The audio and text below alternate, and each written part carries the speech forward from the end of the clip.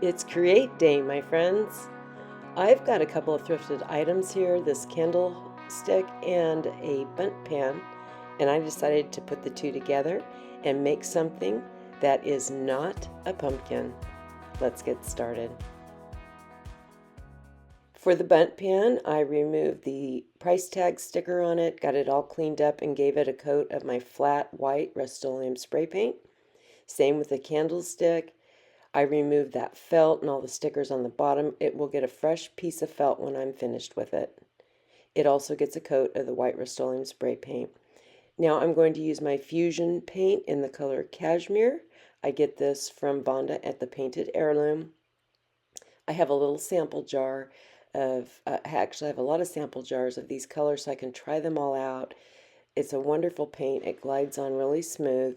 And this way you can try out all the different colors before investing in a whole regular sized jar. For the third coat, I am using a little sea sponge to add some texture with the paint. And it's amazing how much texture you can get just by dabbing that on with a sponge. I'm also going to use this beat up doorknob. This was a brand new doorknob that I purposely hammered and beat up to use in a Halloween haunt. It also got a coat of the flat white spray paint, and now I'm painting it with that same Fusion color Cashmere. For the bundt pan, I'm going to use Fusion's paint in the color Inglenook. I thought this was just a lovely shade of kind of a blue-green, perfect for this little project.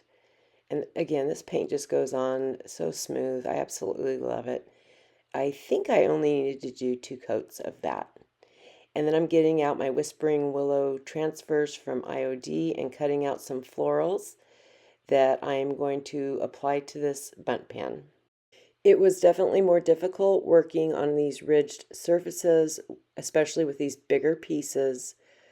I used 2 of the one that I'm using. I had 2 of them. I'm putting one on the front and one on the back. And that by far was the most difficult, and they didn't go down, like I got some cracks and stuff in them because it was just really hard to get them over all those little ridges. But it's absolutely doable. You just have to be patient and accept the flaws. That's the main thing, is if you want it to go on perfectly, you're going to be really disappointed. And this is supposed to be kind of shabby and not perfect, so I was totally okay with that. So I just took my time using that little transfer tool to go around and burnish that on. And it's helpful if you can cut little slits up into the areas in between the designs. It does kind of help smooth that down a little better. And then once I get that all on there, I burnish it with that transfer sheet. And then I'm just going to keep adding in other florals. Just they're not going to be all the same on both sides. I'm just going to add them as I see fit. You can just let your creativity flow and just do whatever you think looks good.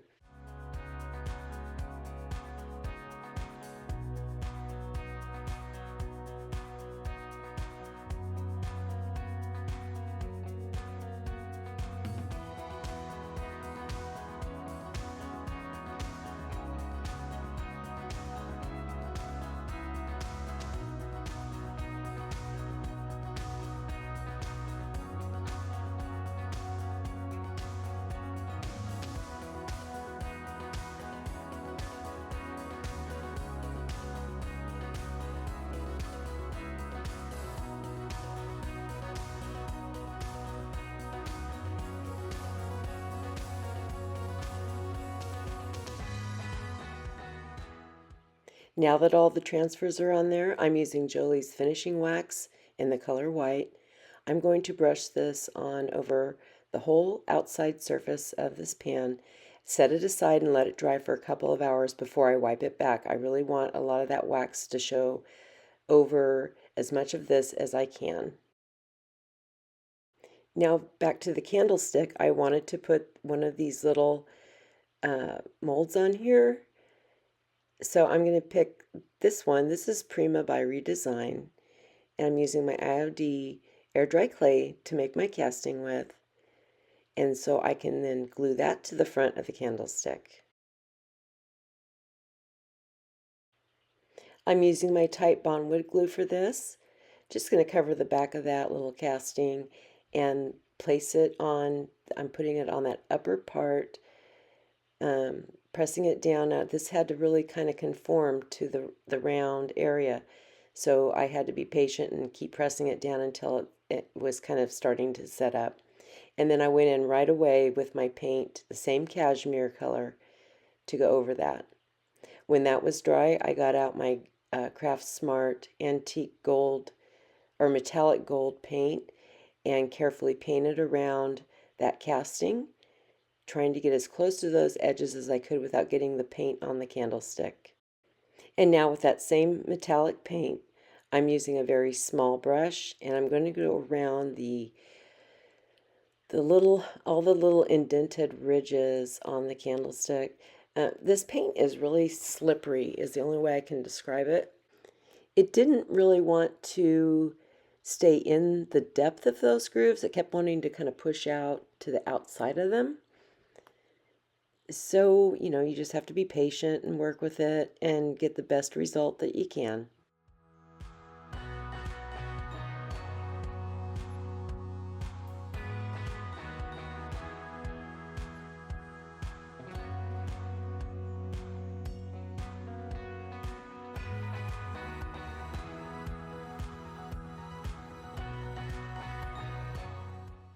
Next, I'm adding some Spanish copper rub and buff with my finger just to the highlighted areas on that casting, just adding a little bit of age and character to it.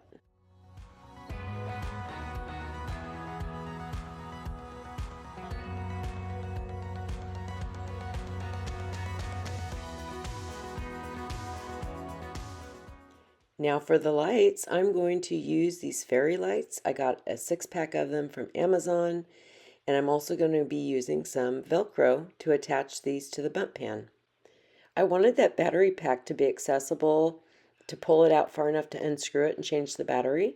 So that's why I decided to go with Velcro. I'm going to apply it with some super glue, but first I'm going to clean that area really well with some rubbing alcohol.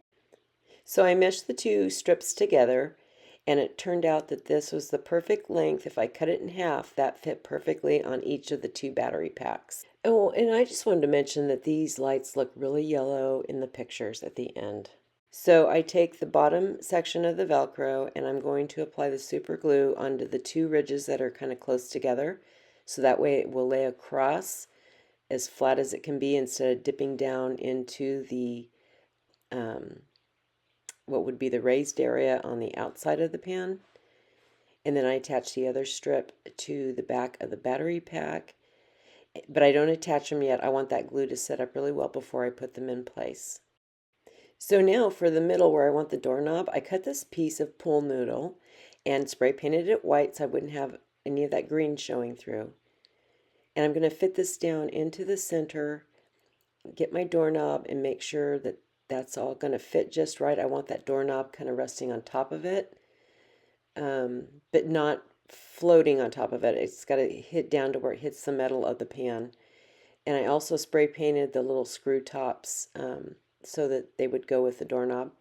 And I'm just pre-drilling, not drilling, but just kind of screwing that in to make the hole where the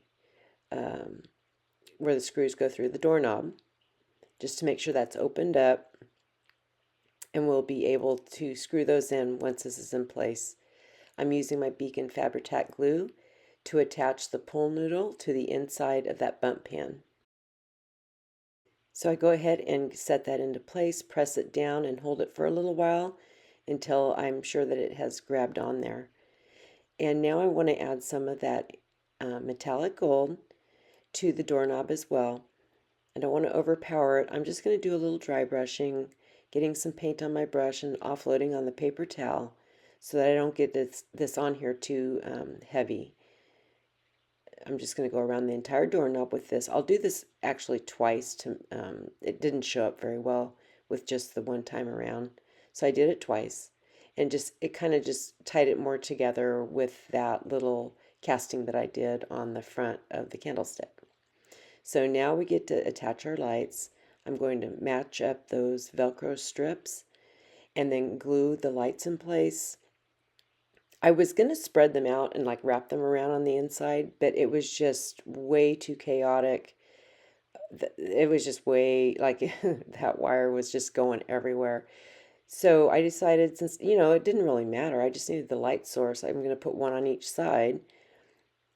So I'm using some hot glue, but also a little piece of fabric. I'm using drop cloth fabric as a little anchor with the glue. I felt like it would help hold that wire down in place, and it would give the glue something more than just this metal surface to adhere to. Now it's adhering to fabric, so I just felt like that would work a lot better than just gluing straight onto the inside of the pan. So now we can finally attach this to the candlestick. I'm using E6000 on that bottom section of that pan, and I'm going to lay this over so that the hole in the middle of the candlestick lines up with the hole that I have in that pool noodle. And I just move it around, making sure I've got the front where I want it to line up with that casting on the candlestick, and let that set up. And now I can recover that bottom with a fresh piece of felt. I got this off of Amazon as well, and we'll leave the link for that in the description box, as well as anything else I can leave links for, and I'll leave a product list also in the description box. This is self-adhesive, so you just press it on, smooth it out. And now to add some lace. I'm using hot glue for this. This is like a ruffled lace. So I'm applying this right to that little lip that comes out on the bottom of the pan.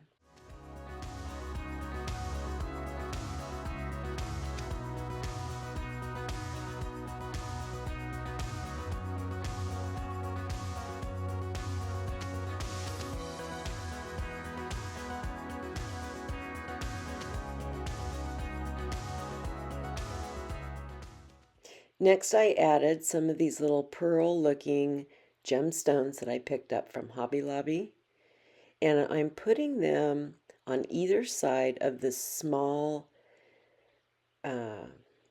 protruded area. I don't know what you call that, but how there's the larger section that comes out and then there's a smaller one. I just did, either side of the smaller one all the way around the pan, and I'm really on the fence about these. I think they were too big. Maybe I like the idea of using a pearl. It goes with this look, but I don't know. I'm not sure if I really like them on there. So I'm also going to take some of that same ribbon and glue that around our doorknob. So it's almost like it'll have a little collar. I'm running that hot glue right down into where there's that little recessed area there between the knob and the base. I'm just going to wrap that all around with some hot glue, trim off the excess, and then our little knob will match our bundt pan.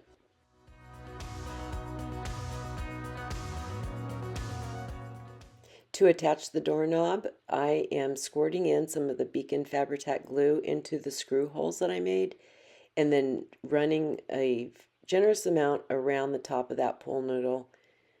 And now I can put my little knob in place and then insert the screws and hold that in place until it sets up.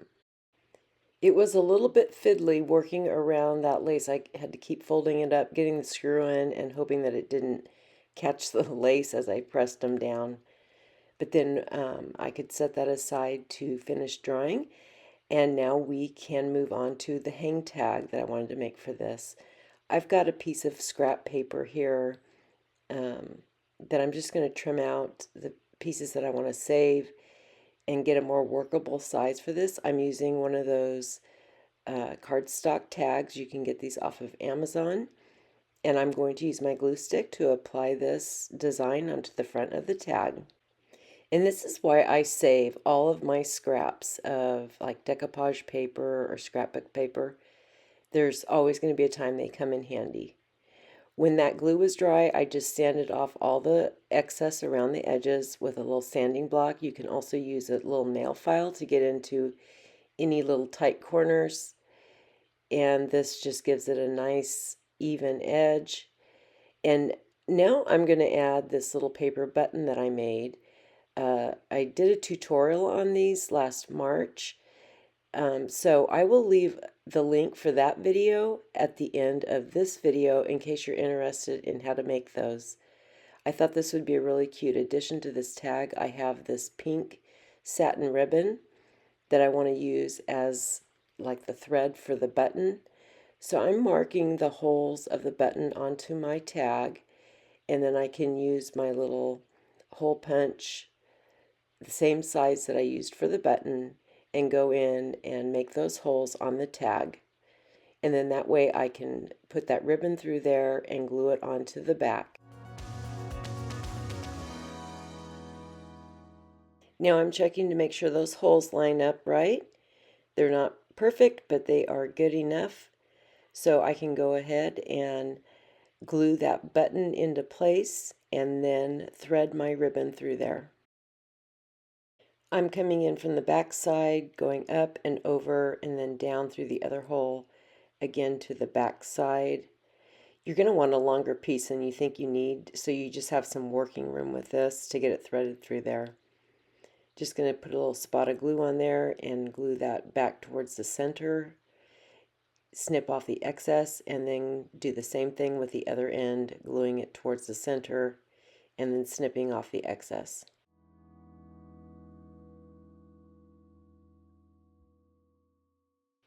I'm using archival ink in the color Pebble Beach to go around the edges of the tag to add a little bit of distressing to it.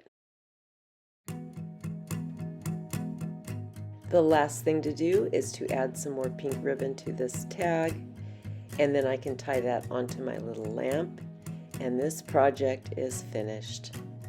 I hope I've given you a new reason to see bundt pans in a different light, no pun intended. You'll have to let me know what you think in the comments.